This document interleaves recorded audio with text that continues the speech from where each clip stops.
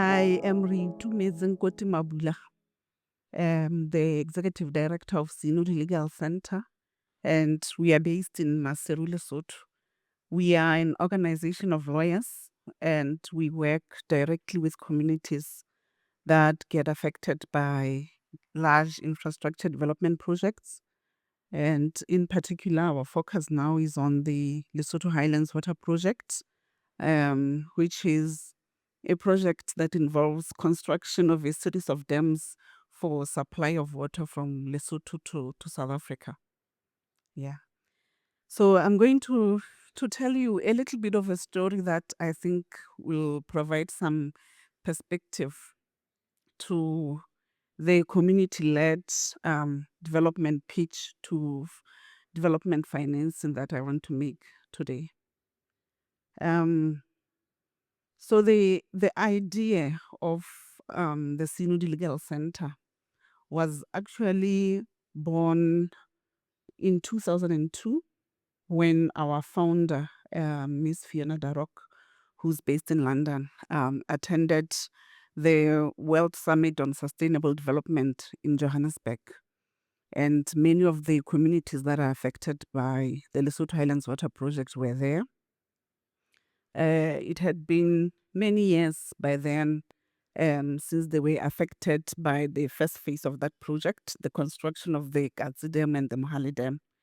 And they were complaining about the loss of their natural springs, the loss of their gardening land, the loss of their grazing land for their animals that had at that point still not been properly compensated.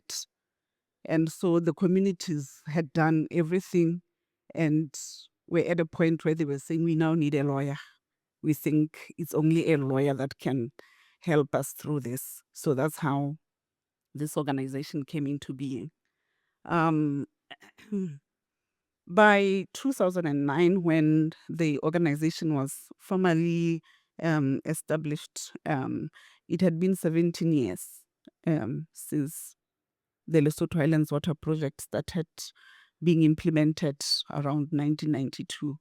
So there were still those many issues that many years later. I would join this organization in 2014. And of particular interest to me, because when I joined this organization, I wasn't really interested in the work. I'd been a magistrate, I'd been a prosecutor, never thought I'd see myself doing this work. But of particular interest to me was this one community, the Mapeleng community, who, when the Nkoti Dam was filled with water around, I think around 2002, I think 1998, around there was what the scientists call a seismic shift, where there were basically an earthquake that was induced by the mass of the water, and natural springs all of a sudden died, and the communities did not have access to the water that they'd gotten used to all their lives. And they had worked with many NGOs in the country, went out to protest everything, but nothing had worked until a case by my organization was lodged. And even then, there was a study that had been done that was directly linking the destruction of the water sources to this project. But nobody was willing to accept. So it went from outright saying we will help, and then a few water tanks were placed within the village, to complete silence, to complete denial about the link. But fortunately, 17 years after they were first impacted, they received their water. So I think that's the case that got me. The injustice of it was just too overwhelming for me. Um, I want to touch upon the fact that this is a story of one project that I'm telling you, and of one country, somewhere within South Africa that is often disappearing within our bigger neighbor. But this is not a problem that is unique to us only. We are seeing these same problems the world over, but in particular in this region because of the abundance of natural resources that uh, our governments um, find it as necessary to tap into for development. So we are seeing development financing going towards the harnessing of these natural resources. For example, I've had the opportunity of working with other colleagues in South Africa, and the human rights violations that have happened in cases like Lephalale, for example, massive environmental human rights impacts that continue to just happen while financing is being directed at that very same problem. So I'm seeing a trend. And yesterday I was listening at the speakers in the opening ceremony for this summit. Never once did I hear the word human rights. It was people, people, people, and I kept asking myself, people, what does it mean? Which people? Because the people from the community that I'm standing here representing don't benefit out of this financing that we are talking about. The people from Lephalale are not benefiting from this financing, and it was alarming, and it got me worried that development financing is not being looked at in a human rights based approach or lens, that ensures that communities contribute, communities participate in, and communities actually benefit from the development projects that impact on their lives. And at this juncture, I just want to uh, uh, go back a little bit to my country. In December, we had a conference where one of the UN representatives, Miss Maria Andrea Aguero, was talking at a conference where we were celebrating Human Rights Day, but also talking about human rights in the context of development. And she spoke about, four principles, where she was saying, highlighting the fact that we should be looking at development and development financing in a human rights based approach.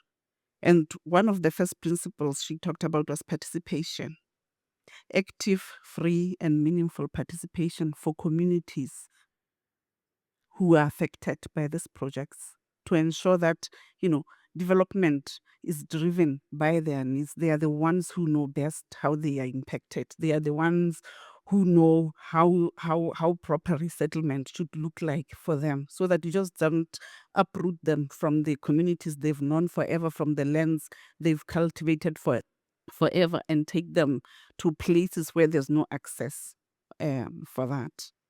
The second principle, um, which is one of the core elements also of the right to development, equity. Where we need to make sure with development financing that people actually benefit and derive value, from the financing, from the development that are happening from the communities that where we are exploiting this natural resources for development. And this is something that we don't see happening. The third one, non-discrimination. And she highlighted the gender impacts, and the fact that with projects like this, we see, we talk about gender mainstreaming, gender lens, but all the time, the gender impacts are always alarming. I won't even go back to tell you about the gender impacts in Lesotho. But I think what has gotten me worried is the fact that the policies and the laws that enable these projects usually they operate on the basis that everyone is going to be affected similarly, and if there are benefits, everyone is going to benefit similarly, and it's not like that. They perpetuate inequality in communities that are already vulnerable and marginalized. She also spoke about self-determination, which for me speaks directly to the fact that these communities have a right to be consulted, they have a right to consent or to withhold their consent. But normally when these projects happen, they're the last to even know. There's one of the communities where recent feasibility studies were being undertaken. And the project authorities, they were telling us that, no, no, no, no, no, no. You don't even have to know, about this project at this stage. We are just conducting feasibility studies. And already the communities are stressed about what's going to happen to them. And we are saying that is at the point where you should already have started engaging.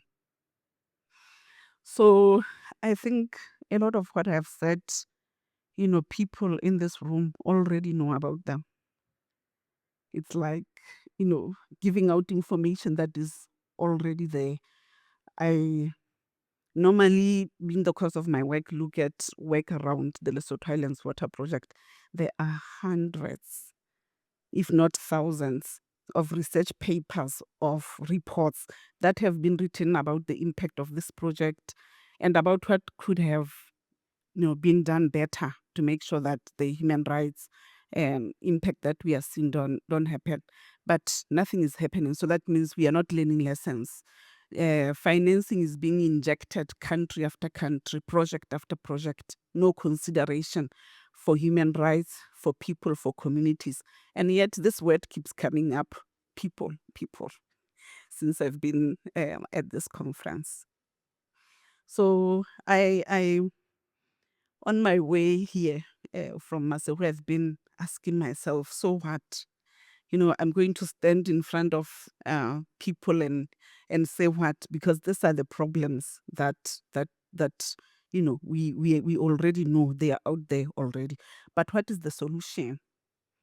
So one of the solutions that my team and I thought of were the fact that we think there needs to be really PDBs need to be intentional in terms of strengthening their safeguards, to make sure that one of the things or one of the primary things that need to happen is that they need to make it mandatory for communities to be involved, because otherwise it is not happening. So communities need to be involved from the beginning, during the development, during implementation, but also during monitoring, because there's no point uh, of public development banks accepting monitoring reports from our governments, and communities have not given the same opportunity. In human rights language would say to shadow report. It doesn't make any sense, or open room for any transparency or accountability. And then I looked also at the independent recourse mechanisms. Many of the PDVs don't have this. One of the funders that are involved with the Lesotho Highlands Water Project has this mechanism, which I think is important for communities to have access to. But it's also important that communities be engaged, and that this mechanisms be simplified. Because if it's going to be something like litigation where processes are complex and it involves a lawyer, then it doesn't really help the situation. And then the third one, participation by CSOs, by organizations such as mine. Before, I was part of many of the coalitions and organizations that are here participating today. My organization didn't even know where to start engaging with the financiers that are involved in the project. And I think that has gone a very long way in making sure that communities don't have anyone at all. They don't have themselves to represent, and they didn't have any civil society organization in the country to represent them, which is an injustice that I think shouldn't have happened. Before I conclude, I wanted to highlight that element that I'm here, yes, representing my communities, my country, my organization, but I'm also part of coalitions of organizations and colleagues who have trotted this road long before I could be involved myself, and who have much more experience in representing communities and working on issues around PDBs and sustainable development, that I think it would be an injustice of me to not ask one of them or two of them to really pitch in and help me to outline what else that I have left behind, what needs to happen to make sure that development financing is inclusive really, and it's sustainable, and it's community-led. Thank you. So on that note, Elodie, can you? Yes, please. Hello, can you? Thank you. Thank you so much.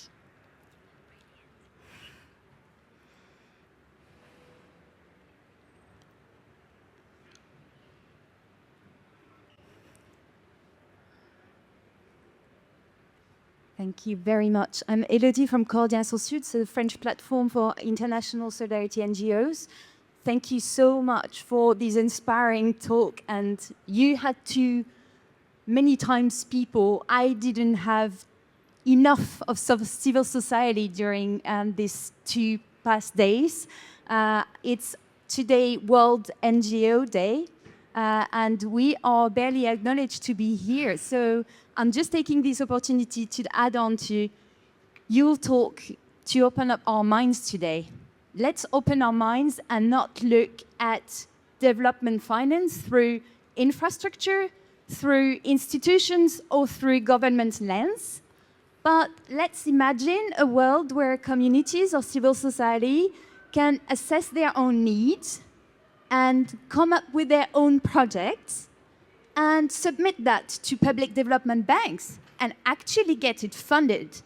Well, they did it. AFD, the French Development Bank, they did it. We have 2 funding mechanisms supporting civil society and feminist organizations, and they chair this event, and I would like them to be Bel Air ambassador of all the good work they've been doing for other public development banks to duplicate such great initiatives, and for more and more communities and civil society organizations to benefit from such mechanism, because that's where the future is. Nothing should be about us without us, and we should be at the heart of our own future and our own project, and that's what I would like to add to the pledge you've been doing, and I'll pass on to Lisa. Thank you.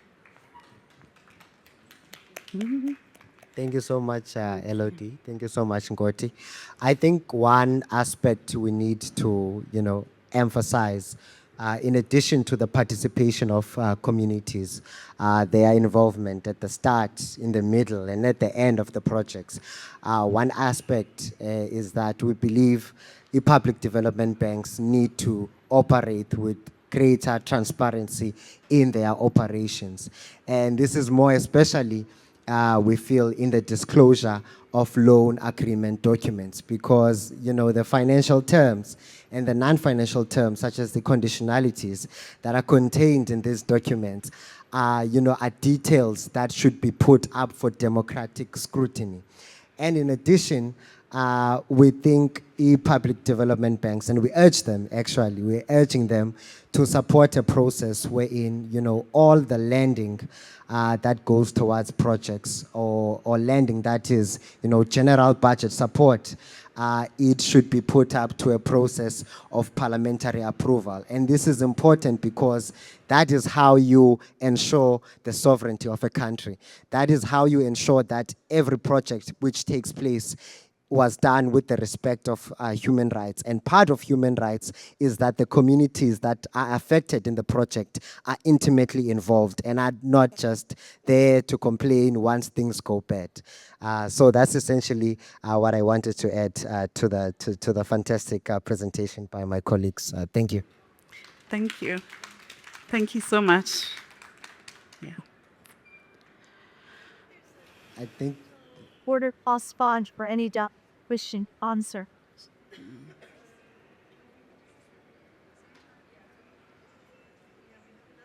so. I think Okay. there's a bit more time for questions For and questions, answers. yeah.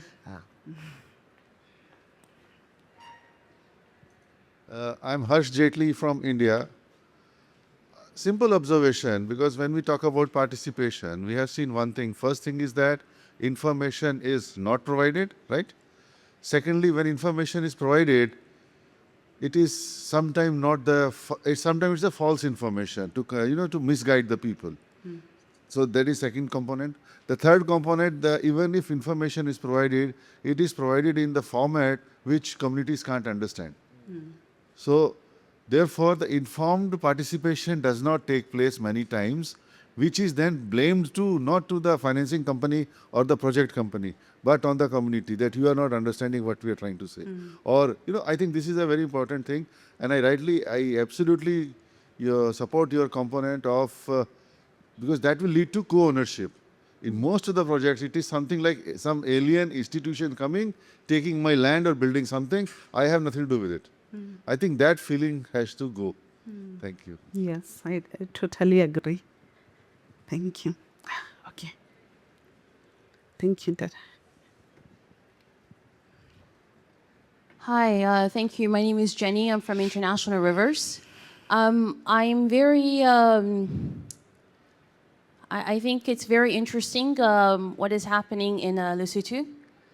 I wanted to ask you, in South Africa, I think it's only been a few years where impact assessment practitioners have to be registered, so it's regulated, and it's gone through a particular process. Although it's not a perfect process at all, there are obviously ways to improve it. So I'm curious to know in Lesotho, are impact assessment practitioners regulated, or do they fall under a particular governing body? Is there a need to register them? I think with that process, there's an ability to foster a certain amount of transparency. There's a question there. Thank you so much, Jenny. Thank you for the talk, the information. My name is Reska Koopman. I'm from Afrodad. I've been following this, the Lesotho Highlands Water Project for quite some time, and I think over the last year or so, I've also been broadening my thinking around the impact thereof. I think maybe in the last 4 or 5 months, I've seen a stat that residents of Johannesburg have gotten something like 400 notifications of water outages. So instead of the project being what it's supposed to do, providing water to the city of Johannesburg and beyond, the victims also, with time, becomes greater. And it also then brings into question, where are those checks and balances? We've seen failures with World Bank implementation, where as the project goes on, there are these processes in place on paper, where before a next tranche gets released, there should be a report, a checkup. It falls through the cracks, right? So it seems the longer projects go on, the broader the net of victims. And I think also when we are thinking about strategies and advocacy, that should also be something that we can think about, a cross-border coalition of people saying, you know what, this water project doesn't work for me. Lesotho residents can say it has never worked for me. Johannesburg residents can also come in. I think they are very active on both ends, so there could be new synergies as well. Thank you. Can I add something? Yes, thanks so much to you all for the presentation. I would just like to add on to what Rizka has been highlighting, but also to say that this is a dialogue that we started yesterday at the CSO event on shifting the balance, right? But tomorrow there'll be another event, and Nkoti will be speaking at a session with UN Women, co-hosted with the AIIB and the DBSA. So I think a lot of these issues can also be addressed in tomorrow's session. It's at 8 a.m., so hoping you can all wake up very early to attend, right? And I'm hoping that it's not the usual suspects that are in this room, that we can actually address some of, the UN system represented by UN Women and other public development banks. But even beyond that, because that particular session relates to water, to also highlight that we have actually raised the issue of access to clean water. In 2022, it was actually a submission by CALS, by WaterAid, another Lesotho organization, and Oxfam South Africa, SOLD. And in that submission, it was to the UN Human Rights Special Rapporteur and focusing on water. So we hope to continue this dialogue with these other stakeholders and also to raise the attention that this particular case of Lesotho Highlands Water Project has also been at the highest level of the Human Rights Special Rapporteur of the UN. So I don't know how much time that we have, but I'm now going to hand back over to Nkoti. Thank you. Okay, thank you. We can hold this one. Yeah, unfortunately, Jenny, no, they are not regulated, and usually what I've seen with those companies that do the EIAs, you'll find that they are external companies. They do collaborate with some smaller companies in the country, but largely you'll find that they come from outside the country. Yes. Thanks.